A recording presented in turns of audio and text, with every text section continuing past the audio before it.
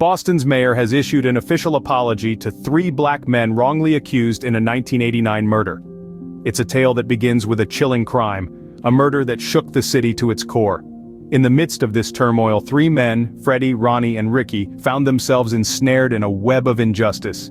Their lives were upended as they were thrust into the spotlight, not as victims, but as alleged perpetrators. Despite their pleas of innocence, the trio found themselves behind bars, victims of a system that had seemingly turned a blind eye to the truth.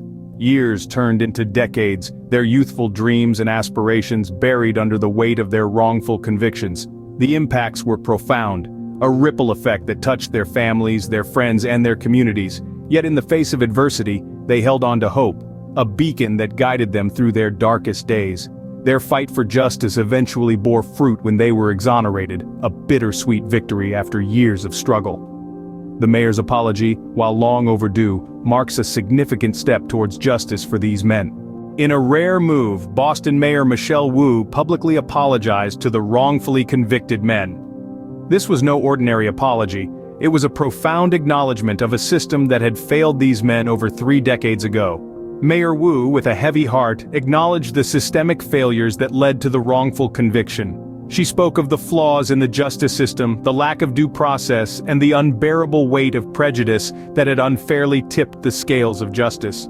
But her words didn't stop at mere acknowledgement.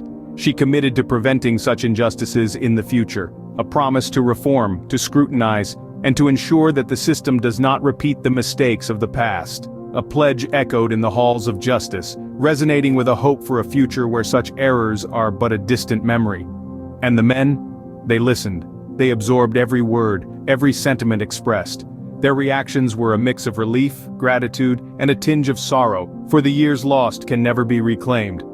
The mayor's apology, although it cannot undo the past, is a symbol of recognition and remorse for the system's failure. While the apology is a step in the right direction, it begs the question, where do we go from here?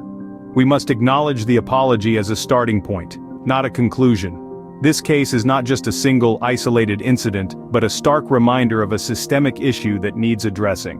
We need to use this as a springboard for action, for change. It is vital to implement systemic changes to prevent such miscarriages of justice in the future. This includes ensuring transparency, accountability, and fairness in all aspects of our justice system. Moreover, this case underscores the importance of acknowledging past mistakes. It's a difficult but necessary step towards healing and progress. It's about taking responsibility, making amends, and committing to do better.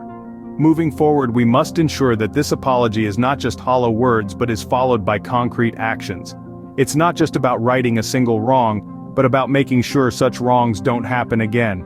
As we reflect on this case, we are reminded of the urgent need for reform and the power of an apology in acknowledging past wrongs. It's a call to action for all of us to ensure that justice is not just a word, but a reality for all.